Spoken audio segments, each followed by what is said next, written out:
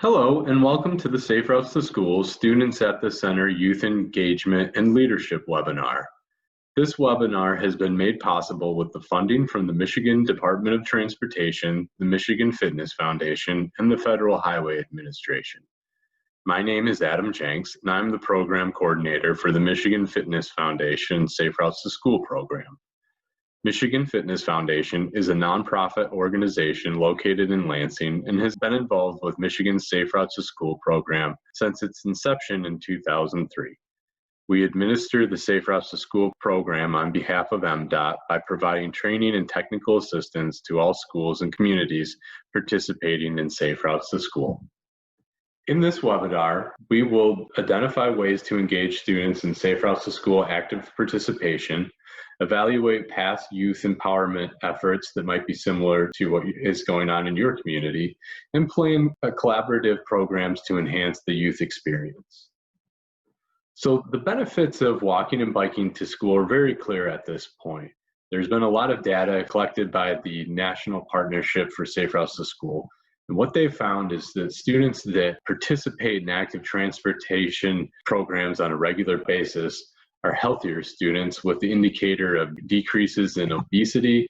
They're having more focus on the tasks that they're doing in the classroom as far as their academics are concerned. There's cleaner air with fewer asthma attacks around campuses that have a high level of student engagement.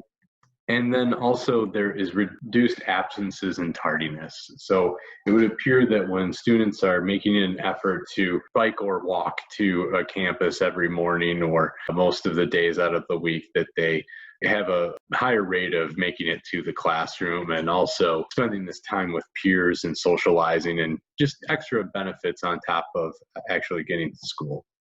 So if you have an education background, then this is probably a familiar diagram to you, but I will just quickly go through what this means. And this is a learning pyramid. And if you notice at the top of the pyramid has 5% for lecture. So what that means is that when students are taught through lecture, they retain about 5% of what is being covered in that classroom.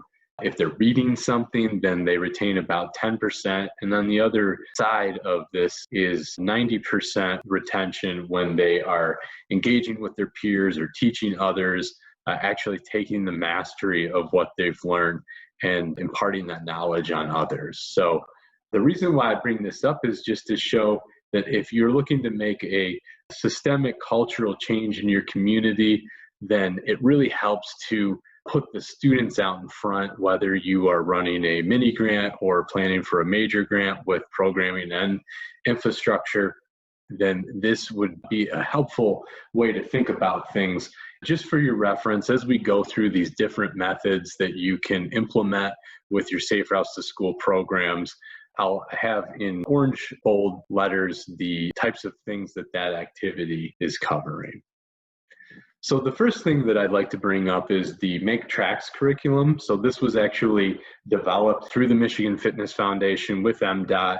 What this can lead to is a full planning process for a Safe Routes to School major grant, but doesn't necessarily have to lead to that. But what you're doing is you're really determining what the interest and the knowledge is of your student population and engaging them ways that go outside the classroom, make those civic extensions into everyday life in the community, and actually be able to use the things that they're learning in class.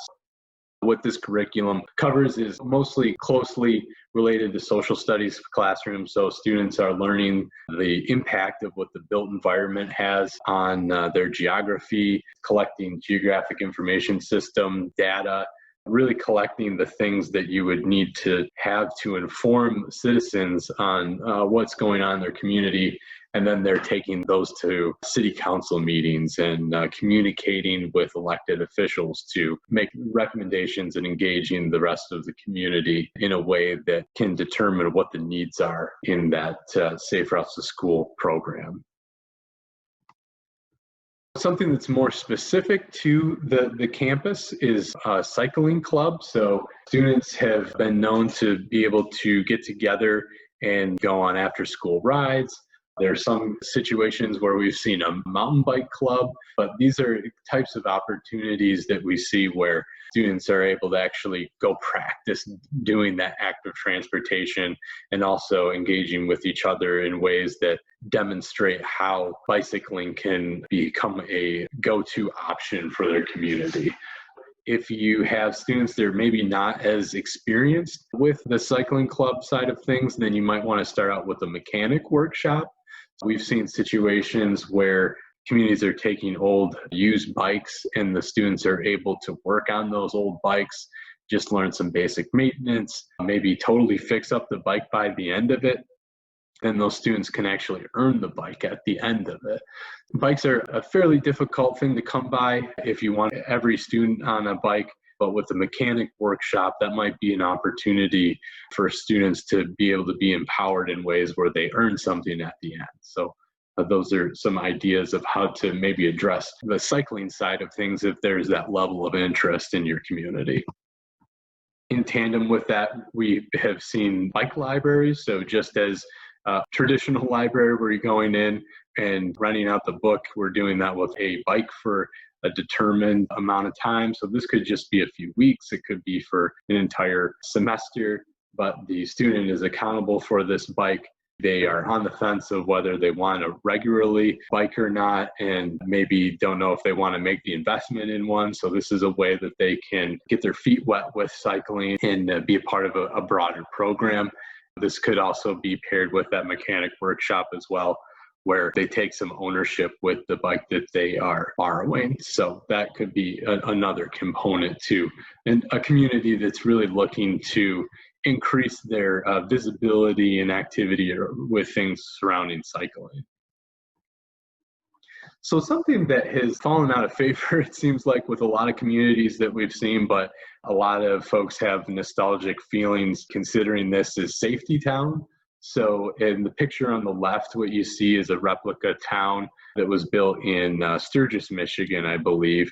What they did was they reached out to local elected officials, business owners, different advocates of causes in their community, and they put together this small replica of their town and put it in a safe, separated area where students could take their bikes to this and learn just the fundamental rules of stopping at an intersection, learning what signs are. They have adults go around simulating cars, practicing how they would interact with that. So Safe Routes can be an excellent opportunity to draw attention to this kind of context, and we're able to support some of the things that could go into that, but it's also a great opportunity to engage the entire town in ways that it can raise awareness about what they are deeming to be an important safety initiative. So this could even extend beyond cycling or pedestrian activity. This could even be electricians coming in or fire department people and just doing some general overview of those programs. But Safe Routes definitely is in step with these types of programs. As I alluded to before, a grand event that you might have with or without a safety town would be a bike rodeo. And that is that opportunity that you're giving kids to learn basic skills and fundamentals on a bike in a separated, safe context away from roadways. So this is kind of lower level work where students are learning to start and stop the bike, how to brake properly, how to use basic hand signals, any of those things, learning how to properly fit a helmet. So bike rodeo can really turn into a fun weekend event or something around a community festival that you have that can raise awareness for biking and the youth in your community. With those type of activities, they're probably leaning a little more toward the elementary student side, but ways that we have seen to incentivize walking and biking to school for middle school age students is class competitions, and then also leaving it up to the students to define what drives them as far as what would motivate them to walk or bike more to and from school with student-driven incentives. So if you, for example, wanted to form teams in the school among students where they were having homerooms go head-to-head, and they logged how many days out of the week they were walking or biking to school, or the distance maybe that they were covering, then that would be tallied by the teacher. And then at the end of the year, maybe they win something fun like the picture, like the golden shoe. And it's just that intrinsic benefit that they're getting. Or maybe it's something bigger, like a end of the year party or something like that. But once again, this is a great way to get more input from the students to be able to define what would encourage them the most, rather than just putting something in front of them and making it more adult driven. Once again, we're putting this in the hands of the students and finding out what makes them tick. Another way that you might be capturing other learning styles, so maybe you have some more visual students, is with a poster contest. So we currently are taking submissions for the Bike to School Day, Walk to School Day event this year, with a theme where they put their interpretation on what walking and biking to school means to them. The winner of this contest will actually get a free bike from us. So that's a great opportunity that you can find at saferoutesmichigan.org. So we would welcome any submissions that you would want to send in for that. But once again, that's a really great way to get kids thinking about active transportation, maybe putting that up in the school, just generating a higher visibility for walking and biking to school throughout the building and school district. So another program that we hear people getting really nostalgic about and would love to see this happen more is the idea of the safety patrol. So a lot of kids get a really big sense of pride of being a safety patrol leader. What this entails is you put a student in charge of having students cross a street near the campus or direct them to the route that you have designated as the safe route to the campus that connects to the neighborhoods. Of course, we really want people to use their discretion on this as far as how much adult supervision that you would want to watch over the students. So, of course, elementary age students are really getting quite a bit of adult oversight. But once again, this is really the best example that I can think of that students can engage in teaching others and really taking that ownership of directing their peers and helping out each other, rather than just taking commands from adults as they might interpret that. So this is a really great way to put them in that early leadership position and be able to engage in safe routes objectives. A really cool program that we have noticed with some of our schools that we've worked with are storytelling interviews. So maybe we have some students that are already engaging in biking and walking to school, but they might have some concerns outside of the desire to walk or bike to school, and they're more geared on the experience of what they might encounter along their route. So if there's concerns about bullying, if there are different issues that are more localized to their neighborhood or their community, this is a way to have a journal and be able to share that in groups. And also it's an opportunity to be able to find common ground with students. And so maybe they're encountering the same kind of negative behavior or barriers to walking or biking when they share these out with each other. And that becomes an opportunity to create newer networks where more students are meeting up to walk in groups. So one of the biggest desires that we get back on our student surveys that we administer is that they wish that they had another person to walk or bike with to school. So this could be a way to tap into that desire that we see almost universally across the state, whether it's urban, suburban, or rural. Students really do appreciate having another peer walk with them. This is a good way to really address a common desire that students have. Just recently, a guide was sent out through the National Safe Routes Partnership about empowering teen leaders in the Vision Zero initiative. So if you're not familiar with Vision Zero, that is an effort that a lot of departments of transportation around the country are engaging in and trying to change the dialogue around how we see traffic fatalities or crashes in their states. So the old way of viewing things is more along the lines of there's inevitably going to be traffic crashes with pedestrians and cyclists, and there's also going to be a certain amount of deaths that we will probably come to tolerate every year. So what Vision Zero is saying is that we want to work to not tolerate a set number of people that we can come to expect to die each year, and understand that traffic crashes and fatalities are actually preventable events, and there's things that we can do to change our built environment in our communities, things that we can educate our citizens and youth in, so that we will be able to, over time, get this down to a level where we don't have any deaths and that we can feel safe to walk or bike in any situation. So what this guide does is a really helpful outline of more school projects that your students could potentially engage with to support the Vision Zero activities. This, once again, is similar to the Make Tracks curriculum in the way that they are promoting civic involvement and getting involved with maybe city councils and learning how to advocate for policies that could improve the safety of the environment around their campus and neighborhoods.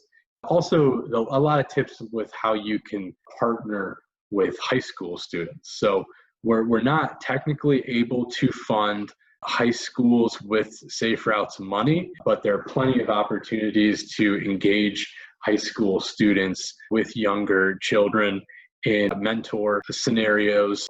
It's really good for high school students to put a face to the younger children that might be attending middle schools or elementaries that are near their campus. As they begin to drive, they might take notice of those students more, maybe think twice about their driving habits as far as speeding or other behaviors that sometimes can happen with young drivers.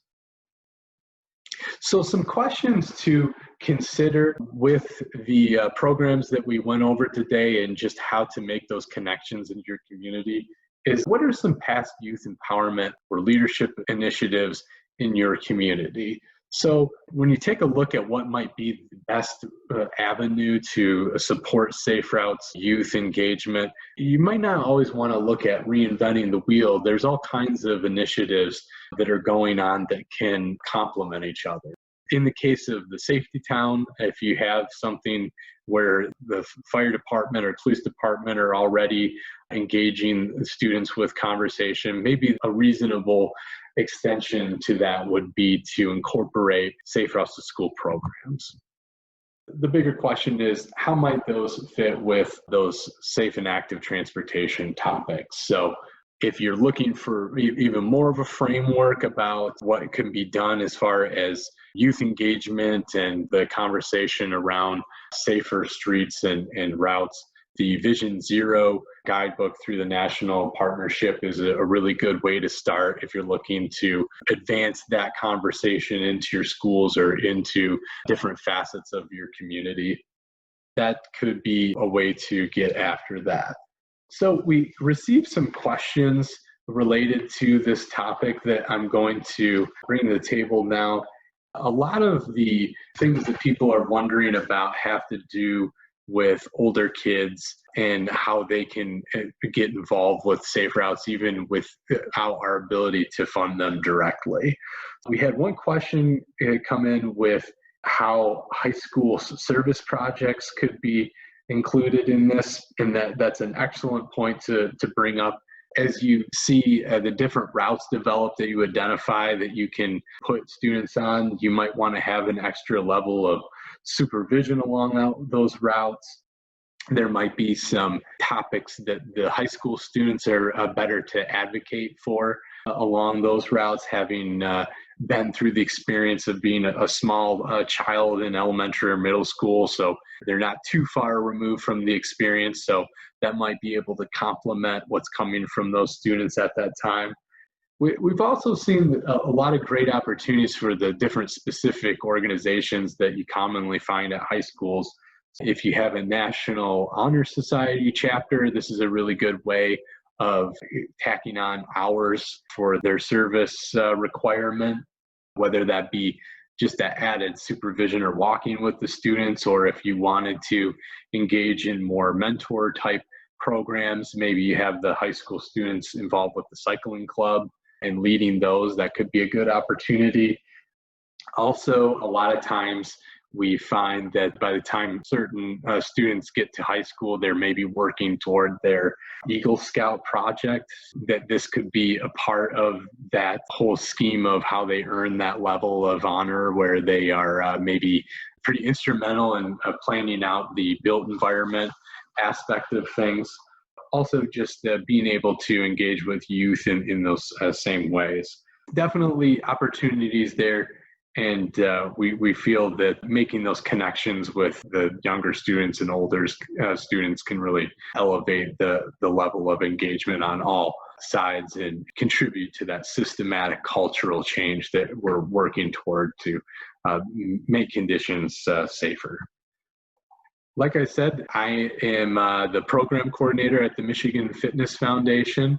Here is my contact if you would like to have an extended conversation about the programming aspect of Safe Routes to School. So one of my primary responsibilities is to consult with communities at different stages of planning for a major or mini grant, or even if they're just trying to get a walking school day or a bike to school day rolling in their campus or their community, then I can also guide them into some best practices and things that we've seen to be pretty successful over time. If you would please fill out the evaluation survey for this. So on your screen, you can see a bit.ly link. So if you just follow that link, then you'll be able to answer just some brief questions about this presentation. Also add any comments that you might have regarding this topic or this presentation. We really appreciate you taking the time to fill that out, as it helps us identify what's going on all over the state and in your community, and be able to adjust the way that we provide the trainings and technical assistance in the future for different communities. So thank you very much for taking the time to follow this conversation and get safe and active transportation programs running in your community. We appreciate your involvement with Safe Routes to School. Thank you.